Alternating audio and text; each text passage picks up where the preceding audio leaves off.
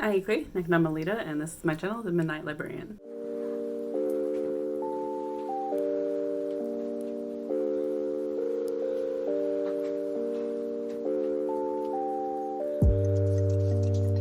Today I am going to do the makeup and books tag. It's been a minute since I've done a tag, and I actually wanted to get a little dolled up to do some more videos today, so I figure why not make a tag out of it. So not make a tag, but do a tag out of getting ready. So I don't know who originally created this tag. From what I hear, the original creator deleted their either this tag or their YouTube or something. But I'm getting all my questions, and basically I'm getting everything from Chloe from Books with Chloe, just and I'm noticing that all of these tags that booktubers have done are over a year old, so I'm late on this train, but figured it'd be still fun to try it out. I actually don't usually put a whole lot of makeup when I film at all, maybe some eyeliner, but that's about it. I really am I don't know if it's a product of like where I grew up or something, but I really don't use a whole lot of makeup now than when I used to. Maybe it's also because of my current job, because a whole lot of people don't wear makeup. Not that, I mean, I don't know, I haven't found a need to, but I also just found too that with the pandemic, I haven't wanted to. It kind of took the fun of it. And when I did wear makeup, I had fun with lipsticks. So when the mask mandate came in, it was just kind of a bummer to not have fun lipsticks without smearing it all over my face or getting it on my mask. So, and who would see it? But I haven't, I haven't done makeup in a bit, and I don't typically do a whole lot for filming, but I thought it would be fun just to kind of go over. So let's get into it. I also just want to preface, I don't know a whole lot about makeup at all. The most I know from it is when I did burlesque for a brief stint in college. And that's about it, really. So I'm also just not that into makeup, but I will try my best, and bear with me as we go through this together.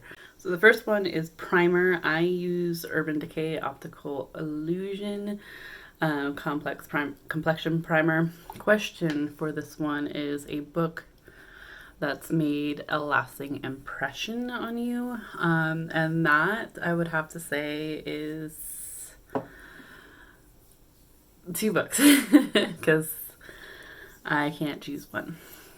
The first one is American Gods by Neil Gaiman. This one is one of my all-time favorite books. It's one of the first ones I listened to, consumed via audio.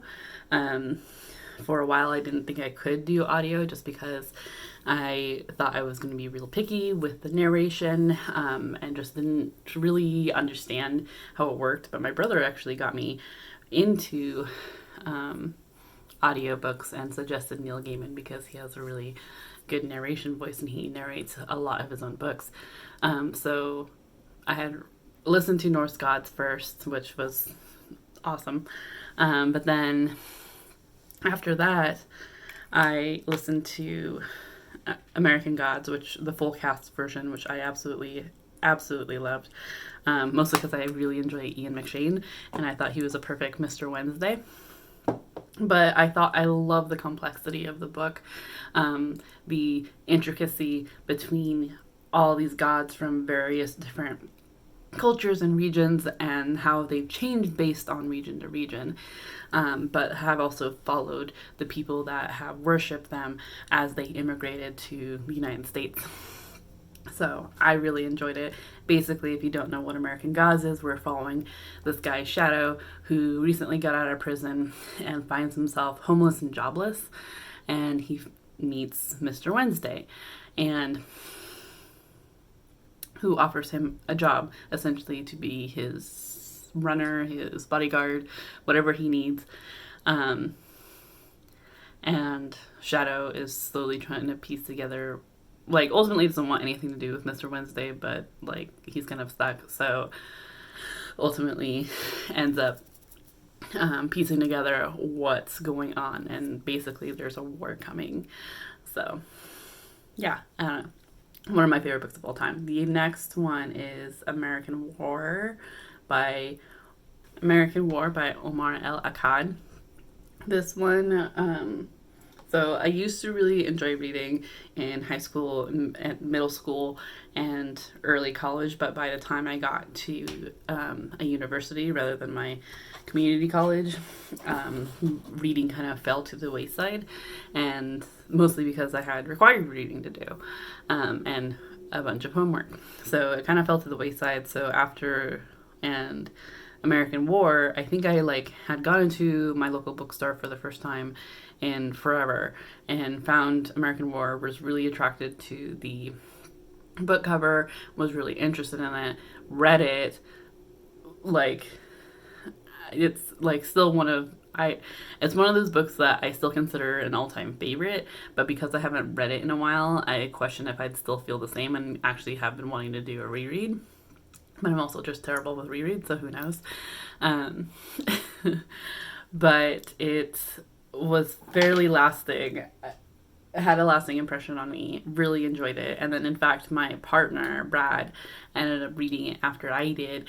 Also really enjoyed it, and we consistently just chatted about it back and forth. So it's every so often we reminisce about it. We haven't in a while because, like I said, I think we both need to reread it. But yeah, those were the two. And then the synopsis for American War, basically, this is like a future almost dystopian of the United States. There was another civil war in the United States, the southern states versus the northern states, over crude oil. Crude oil is then officially banned, and we're following a young girl whose father ends up dying because of of this continuous conflict. Ends up going to the north to a refugee camp, is treated fairly poorly, and we just kind of follow her and figure out how the rest of the United States is different. I remember this making an impact too, because it's it's a future that I could see happening. So it really kind of freaked me out, but in a don't know if it's a good way or not, but still really enjoyed it. Next is foundation, and I use Tarte's Amazonian Clay full coverage foundation. And the question for this is your favorite first book in a series. And I'm sorry, I'm just going to do this with my finger. Whatever. Favorite.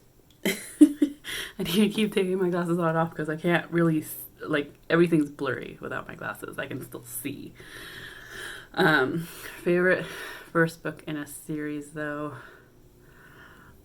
I'm kind of concerned about this because I think it's going to turn out, since it's towards the end of summer, I'm worried it's going to be too pale. I think it's alright. It's a little pale, but we'll deal with it. But yeah, first book in a series. I absolutely loved The Long Way to a Small Angry Planet. I know that if you've been on my channel at all this year, then you'll know that I speak about this a lot. The Long Way to a Small Angry Planet by Becky Chambers is the first in the Wayfarers series. And I absolutely love the first book to it. Yeah, I actually really just enjoy the first book a lot, better than the others.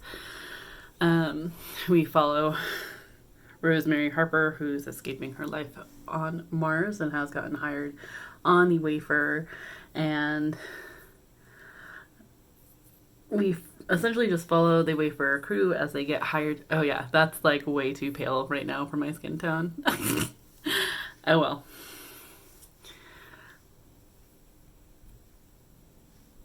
Yeah. I guess we'll just kind of deal with it. So this may be a tag I have to repeat in the winter. That is super pale to my skin tone right now. Whatever. But yeah, so we follow the crew of the Wayfarer as essentially the Wayfarer is a ship in outer space that has a crew that is completely diverse, and they end up, the whole point of their ship is to bore holes into space to essentially make shortcuts within space so that people can travel easier from place to place. And they recently get a new job that requires them to go to the outskirts of where they have been traveling before and make essentially a whole new shortcut, which is dangerous work. And because it's new, there's no easy way to get there to begin with. So it takes a while for them to get there and then come back boring a hole for the shortcut. So we follow each and almost all of the crew of the Wayfarer and just kind of get to know them. I love the way Becky Chambers did the multi-perspective and basically made me care for each and every one of the characters. So, which at the, like, in the middle, I'm just like, oh, if we're following, like, the whole Wayfarer crew, like, you're not going to make me fall in love with all of them because, like, there's already a couple that I'm like, no. But she did. She completely made me care for them, so. So I think I have these backwards or something. I do something wrong because the next one is concealer, and thinking about it, the liquid foundation I typically use helps cover up spots on my face, while this powder one, I use as foundation. So whatever. So yeah, like I said, I'm not good with makeup, but yeah, that liquid thing I usually use as an under spotter thing, which is probably why it's so freaking pale on me. And then this is another thing from Tarte. It's the light, medium, neutral powder foundation, I think.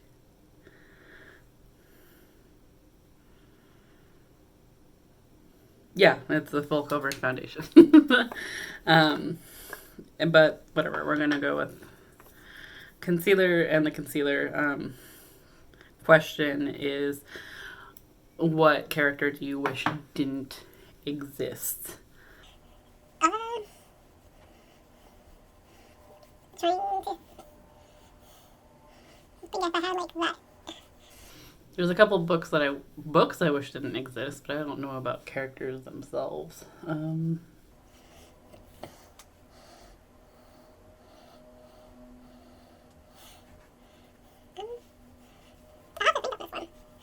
So after thinking about it, I had to put my glasses on because I had to look at my Goodreads list.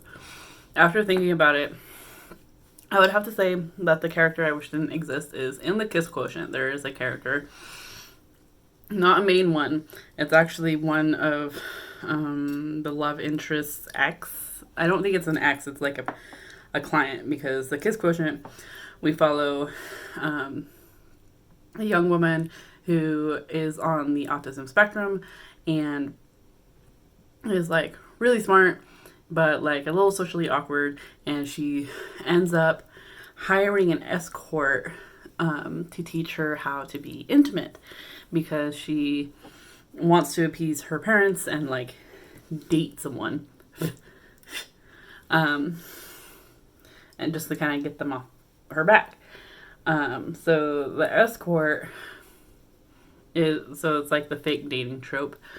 The escort teaches her how to be intimate and like is starting to learn like these different aspects about her, and ends up like falling in love with her, even though he's not supposed to because he's an escort.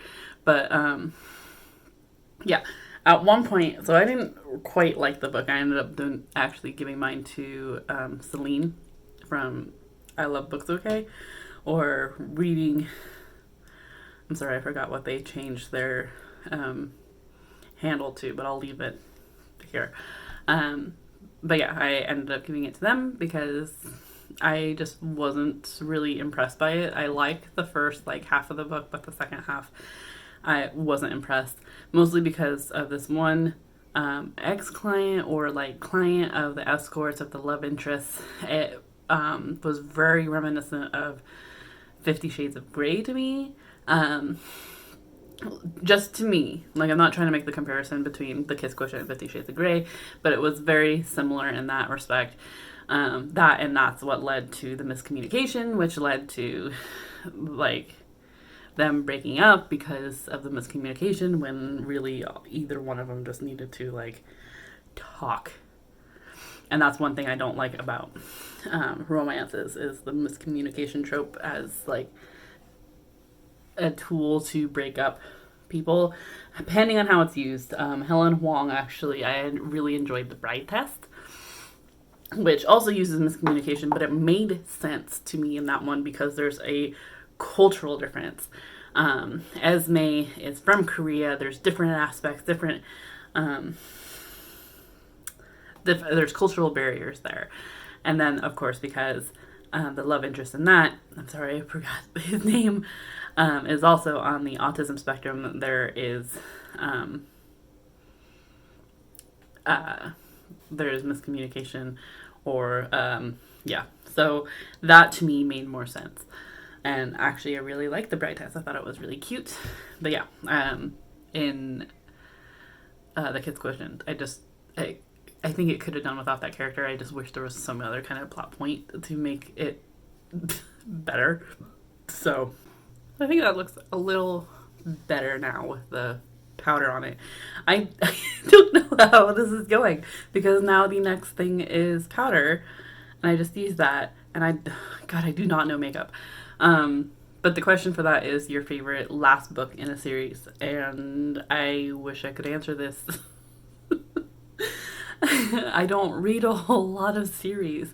I have the hardest time finishing off series. So I guess it's a good thing that I don't know that much about makeup, because I don't have an answer for this one. I need to finish off some series and get back to you on that. Okay, next is bronzer, which I don't use very often, as you can tell by how dusty my palette is, but I do use the Urban Decay Naked Flushed, and mostly I use the blush and the highlight. I don't typically use the bronzer. I'm pretty tan anyway, but I also don't typically wear makeup in summer because it's muggy and hot and it's gross. So I can't deal with that. But kudos to those who can. The question for this is, what is your favorite summer read? And I don't know if it's because I am ready for fall. I am ready for horror. Not that I feel like horror can just be in fall. I enjoy the late summer horror aspect. Yeah, and so the first one that has been stuck on my mind for a while is actually Into the Drowning Deep by Mira Grant, aka Shannon McGuire. This one is a sci-fi fantasy horror aspect. Mostly what I really do enjoy, particularly in August, late July, is horror that has to do with water of some sort. And so this one, Into the Drowning Deep, I really enjoy because it has to do with the ocean, which I'm fearful of already. And I think I only gave this book like a 3.5, but it's one that has been sticking with me. And actually, yeah, it's been sticking with me. I really do. And I did enjoy it at the time. I just wish I had enjoyed it more, if that makes sense. So basically, there's a company that sends out a crew for a mockumentary to find mermaids. They are sent to the Marianas Trench, and something is found, and the crew ends up disappearing completely.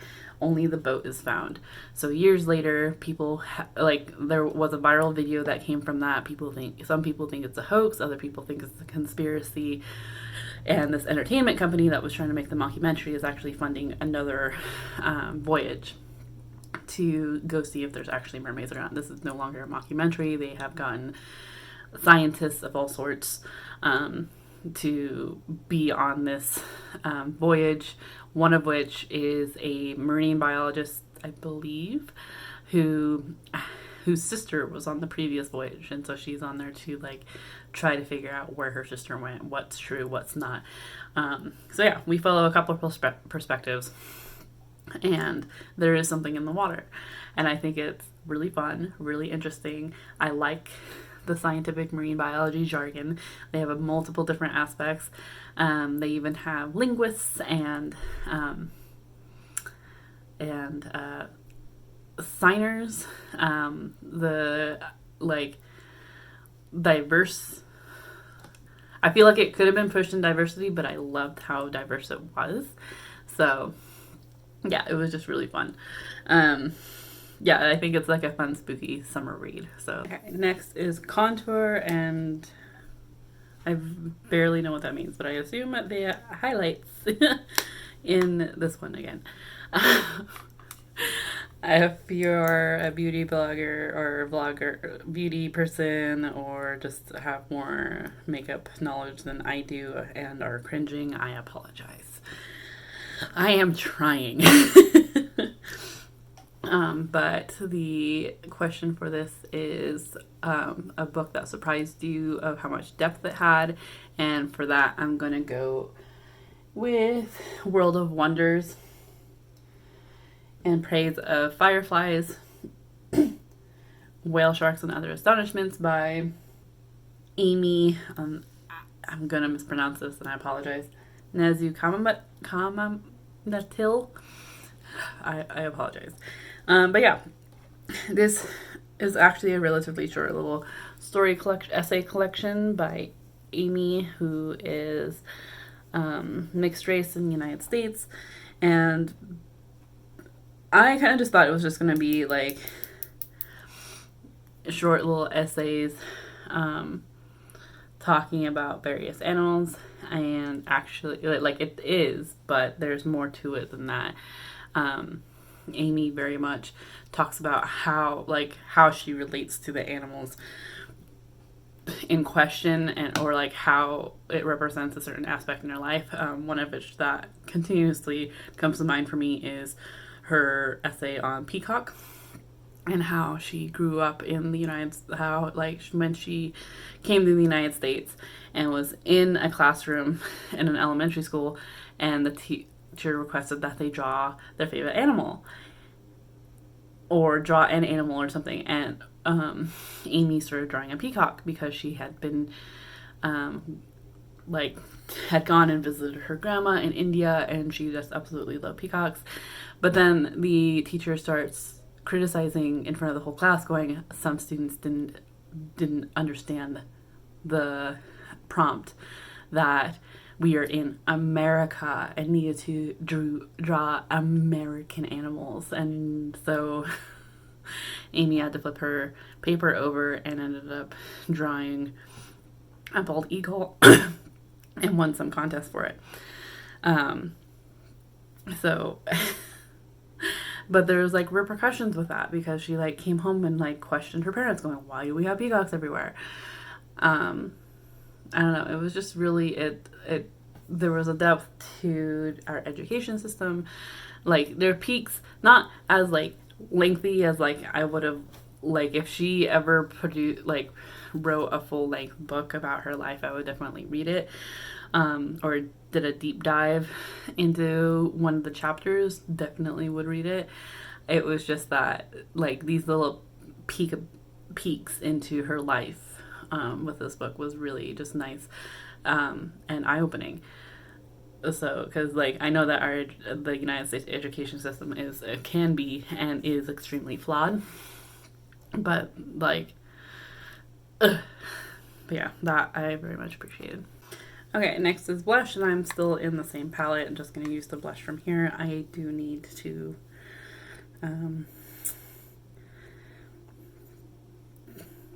expand my makeup knowledge, I guess. I had the opportunity to do so recently, kind of, but it was all overwhelming, and I just kind of went nope and looked at and smelled the perfume instead.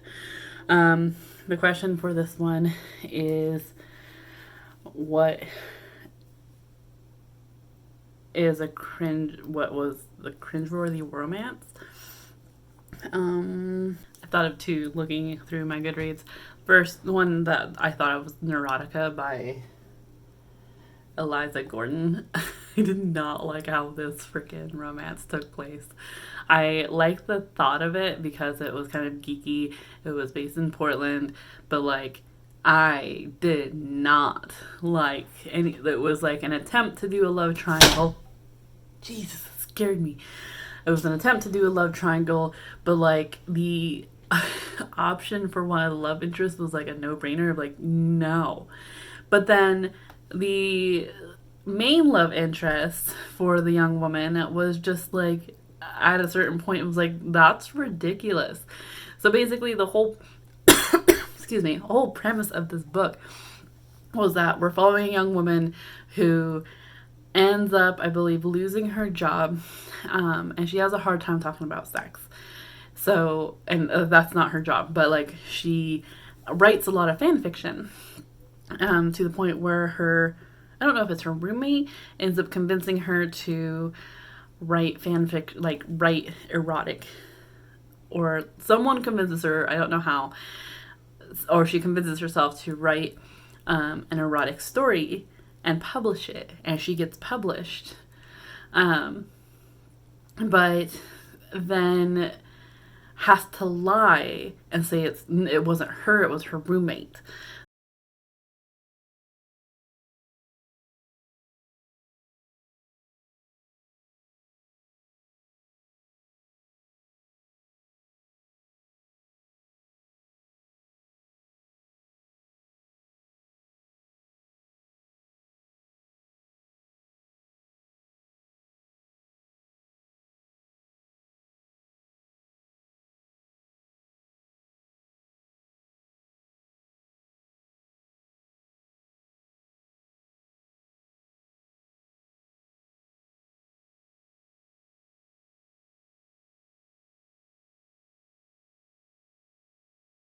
No, that one was cringy. Another one that was cringy that I didn't enjoy was, and this is, I think, an unpopular opinion, is A Princess in Theory. This wasn't a romantic book to me. It was erotic, yes, but it wasn't an erotic book that I enjoyed. There were elements to it that I felt fairly cringy because there was no communication. It was strictly like animal magnetism of just like, you're attractive, I'm attractive, let's get down and dirty. There was like there was miscommunication, and then like then it was like this really passive aggressiveness of just like So A Princess in Theory, we follow a young woman who's in New York. She is a young black woman who's in New York. She is in the STEM field and is trying to get her, I don't know if it's her master's or her PhD. And we also follow a young man who is actually a prince. And he goes and finds this woman because she's actually the lost princess that he was betrothed to. But then her parents were killed. She was put into the adoption system, and so she never actually grew up knowing that. And when he finds her and she doesn't know who he is, he uses this to his advantage and doesn't tell her that he's the prince because he wants her to treat him like a regular person. And kind of does that facade for a while until he's outed, of course. But then something is happening in his place of birth, which I believe is somewhere in Africa, and he ends up taking her with him because she is in like the medical field, and there's like some kind of pandemic thing happening that apparently she's helping with. So I don't know, the whole romance of it I wasn't into, mostly because there were elements that were missing to me. It was just purely, it felt sexual attraction. The erotic portion of it wasn't of interest to me just because I prefer more communication within my erotica. So that whole book to me felt fairly cringy. So next one is Highlight. I obviously don't know how to do makeup. I don't know why I'm doing this. But the question for that is pick a book that brightens your day, and for me, that's going to be Elatsoe by Darcie Little Badger. I read this back in 2020, which, yeah, I get was only like 6-7 months ago, but 2021 is feeling just as many years as 2020 did. But yeah, Elatsoe was my favorite book of 2020, and is like one that I will more than likely try to push on anyone, depending on who they are. But like, yeah, Elatsoe. Read Elatsoe. Elatsoe, we're following Ellie, who is named after her sixth great grandmother. She also has the same powers. So this is a world, it's still the United States, it's still the world, except that all the cultural folklore mythologies are real. So vampires, fairies are real, but also indigenous powers are real. So this is taking like the mysticism and like putting it in the voice of Native people. So Darcie Little Badger is Apache. She's also asexual. Ellie is Apache and asexual. So it is on voices. So Ellie has this power from her that's in her Apache line, that she can raise ghosts of the dead. So she has a dog companion that is a ghost. And throughout the book and she has a friend who is descendant from a great elf king. So it's just, and instead of like airplanes, they use fairy circles to travel, or cars. So it's a really fun, whimsy, like magic realism type book with like cultural knowledge in it, which I absolutely really love. So we end up following Ellie, her cousin ends up dying. He gets murdered. And when she dreams about him, he's telling her who murdered him, and is asking Ellie to go protect his family because he has a wife and a newborn child, as well as figure out how he was murdered and why. So Ellie and her family go down to Texas. They're in Texas, but they go down further into Texas to find out what's going on. There's a small town that is like, seems more sinister than it's letting on. And what I really enjoyed about this is, one, like the magic realism aspect of it, but also, as well as the cultural aspect of it, but also because what I really enjoyed about it was that Ellie's family is there. Like, in a lot of YA, I feel like the parents just kind of up and disappear. There's like no reason, like they're just gone. They're just not there. But Ellie's parents are very much in the picture, helping her, encouraging her with her powers. And so overall supporting her. Her best friend, who happens to be a guy, is perfectly fine having a platonic relationship with her, and she is like more than like, it's just a warm, comforting book, I feel like, and I absolutely love it. Mostly the cultural aspects. Like, there's some cultural aspects I wasn't expecting in that book that, like, when they came up, I'm like, yes, thank you. So it's really fun, and that it, like, anytime I can get anyone to read it, it just brightens my day. So hi, right here. Pay attention to me, please. Okay. So next is brows. I didn't realize I had to do anything with them other than make sure that they weren't coming together, and just cleaning them up every now and then. Occasionally I'll put some of my eyeliner in with them, but that's about it. So the question for this is what's a book that you want everyone to read? Elatsoe, but to save from repeating an answer, I would have to say Braiding Sweetgrass by Robin Wall Kimmerer. This is a fantastic book by Robin Wall Kimmerer, who is a botanist and also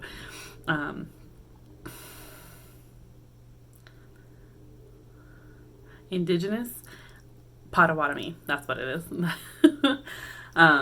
Which I love the blending of botany research with cultural teachings. So I absolutely love her work. It's basically a collection of essays from herself as well as her daughters. But like, it's just so wholesome and comforting. I have a whole like review on it that you should go check out. It's like one of my favorite books of this year. So, all right, next is eyeshadow, and I'm gonna get up close and personal with all of you because I need to be able to see. So for this, I'm going to use, I'm still debating. I have a couple palettes, but I might end up using the Urban Decay Naked Reloaded. I like the pinks and the browns, and I can't remember if I remember how to do this. So we're just gonna have fun with it, and hopefully it'll turn out okay. Wishful thinking.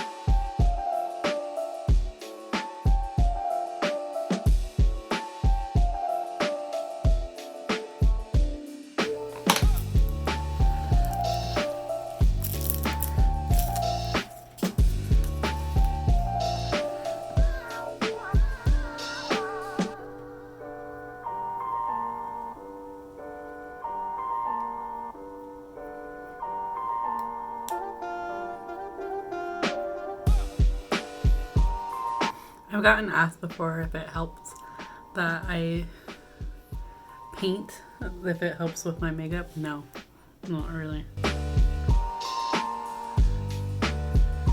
I mean, I guess it does in terms of like color options. Like I know what works for me and I know what colors I can do. But in terms of like painting my eyes, no, it does not. So what I ended up using was 4 options. So I used the Reputation, this one here, for the center, Bribe for the corners and the top just under my eyebrows, and a mix of Endgame and Dreamweaver for the outer edges. So I feel like I'm doing really poorly at this, but it's also probably because I'm watching Chloe do this, and I mean, she looks professional. I totally forgot to answer the question, and that was to pick a book with your favorite colors. My colors favorite color is like a slate blue, so it's like a grayish blue color, grayish light blue. I guess there was one book. I guess that would be The Book of Dragons, edited by Jonathan Strahan. I just got this book a couple weekends ago. Actually, I have a vlog of going book shopping with me where I pick it out. So that I really like the color of. I guess that would be my favorite color. The books themselves, they're guffers, like no matter what color, depending on if it's like an intricate and cool illustration or graphic design, I tend to pick up, assuming that I enjoy the synopsis. So okay, next is eyeliner, which I will also be in close so I can see. And that is uneven, whatever. So for eyeliner, I use Tarte's Double Take. I used a different one before. I think it was like Kitty something. But the last time I went, they didn't have it, and they had this instead, which it was essentially the same thing. So I know I'm not supposed to pull my eyes when I do this, but That's the only way I have found I can get a smooth line.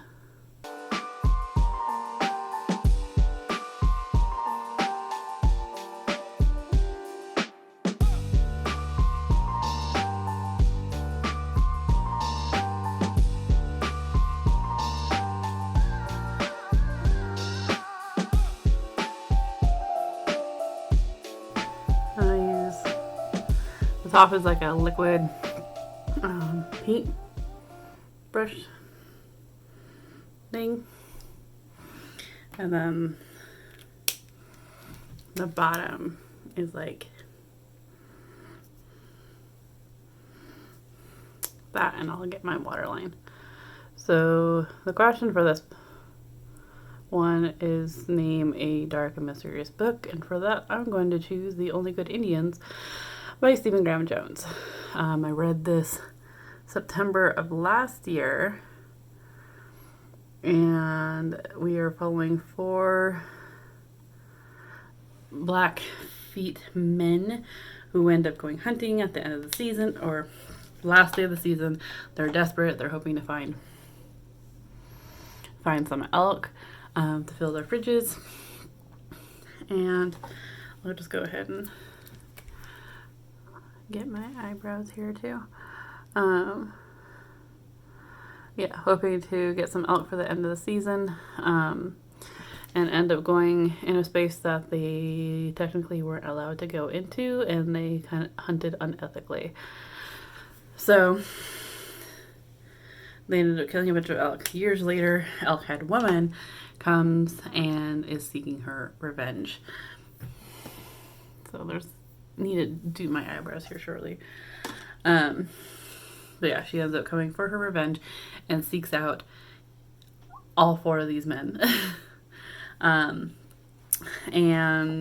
each one is very different. It's very gruesome.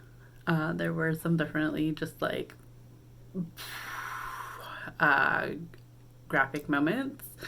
It's creepy, but ultimately ended up rooting for Elkhead women. Yeah, it was definitely like good end of the summer, beginning of fall. Like, read it right as my partner went deer hunting, so there was that nervousness about it as well. Ultimately, though, I think I gave it 4 stars. Good, dark, gruesome book. Yeah, about the effects we have on nature and how that can affect ourselves and our family. So next is mascara. I don't typically wear mascara. The times that I have, my eyes have gotten irritated, or like I don't like the weight it has. I've tried fake eyelashes a couple times, but more often than not, they end up like hitting my glasses. So I just don't tend to wear them. Most of the time, I feel like my eyeliner is enough and just kind of go with that. But if you have like recommendations for mascara, like I'd be willing to take them. Just because, yeah, like I said, I don't use it very often, but like my eyes tend to get irritated. I do not tend to like the weight that it tends to have on my eyelashes. So, and I don't like the sticky feeling.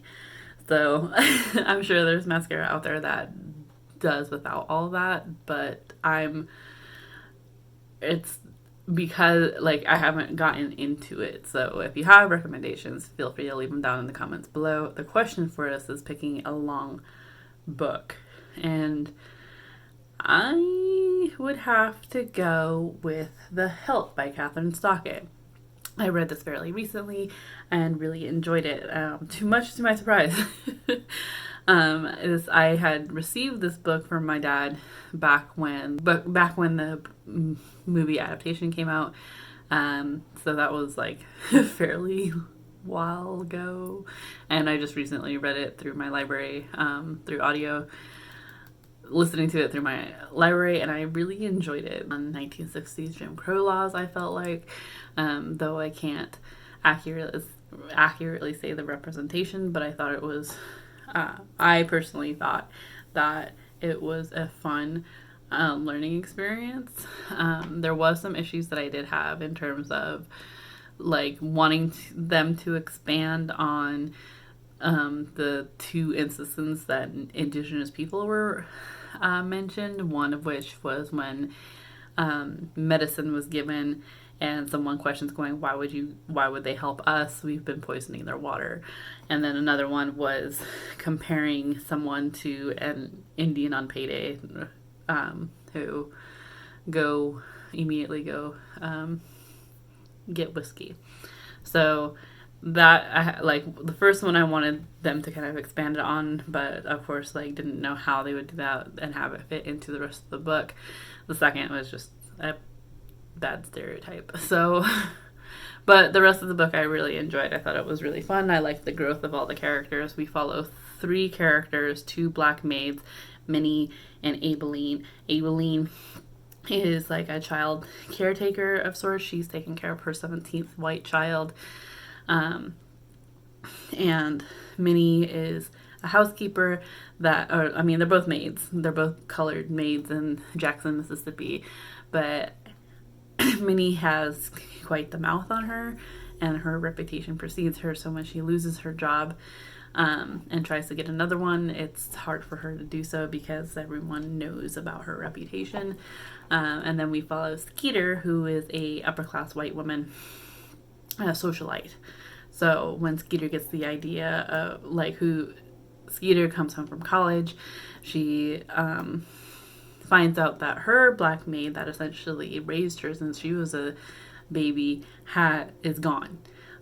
She's no longer there without any word to Skeeter, which was very unusual in Skeeter's opinion. However, like all her family is telling her is that she quit. And no one's telling her any different, but nobody outside her family, like they obviously know something, but no one's telling Skeeter. So Skeeter has the idea to write a book. She wants to publish something, and she wants to publish the good and the bad stories of black maids in Jackson, Mississippi. So Aileen is helping her, and Minnie so it's fun. It's a fun and interesting book, and it's really like it had my heart pounding the whole time because I didn't want Aileen or Minnie to get in trouble, and just overall really enjoyed it.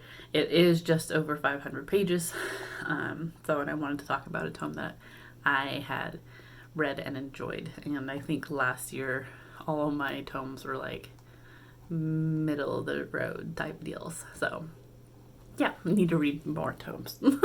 Okay, finally, next is Lipstick.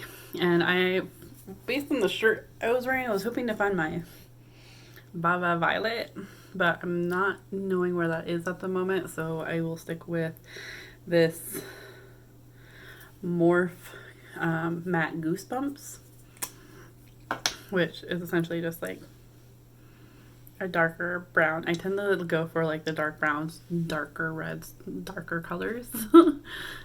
Just all dark. So, and the question for this is your favorite kiss.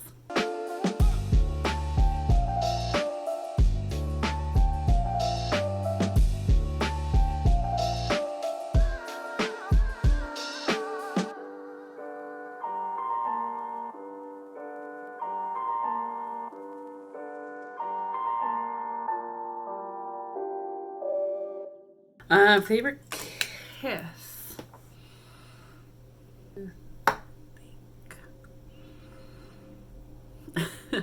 Okay, so this is gonna be real weird, maybe, but there was a manga that I read back in middle school that I absolutely love, and I want to re-get them now because it was one of the ones that I purged when I moved from high school to college and thought I needed more adult books. And I want to get them back because I miss them and they're nostalgic for me. But it was this manga called Tokyo Mew Mew.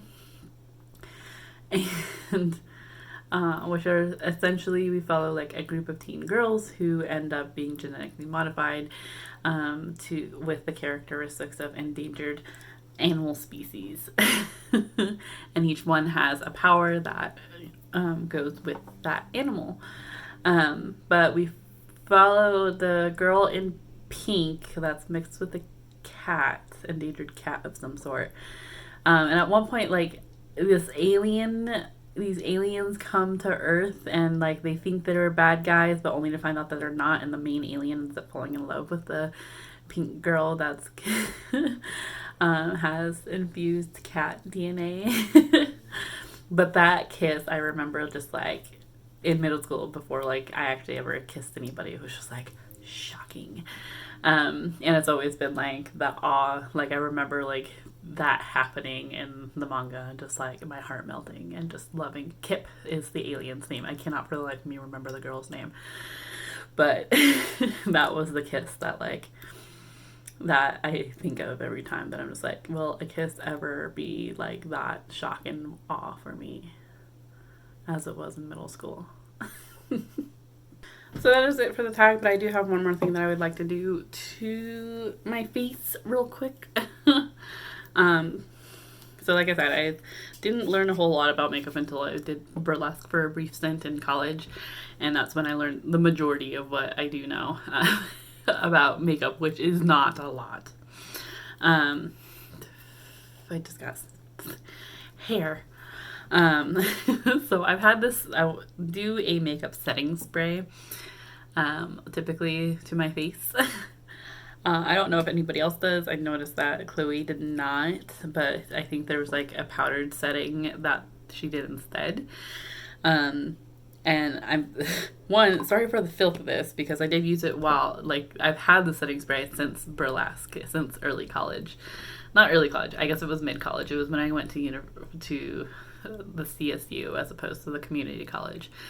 So I've had it since then, and as I enjoyed it, I do need to get another one here soon, but just beware that it is filthy because, of course, like, I had makeup on my fingers consistently, and glue, and just, I'm surprised there's not glitter on here anymore, but there's also just dust because, like I said, I don't use makeup as often as I used to. But that is Urban Decay's makeup setting spray. And basically, usually I would do this like before eyeliner and lipstick, but after eyeshadow and foundation and everything. But basically you just keep it a little far away and then just like close your eyes and spray. So, and just like a couple sprays. Don't get it in your mouth. And then just kind of fan it to let it dry. And yeah. So I wish I should look up some more, I say some more, but I don't think that Chloe is a beauty YouTuber, but I mean, she obviously should be. But I should look up more of that. If you have, like, I personally like the darker side. Like,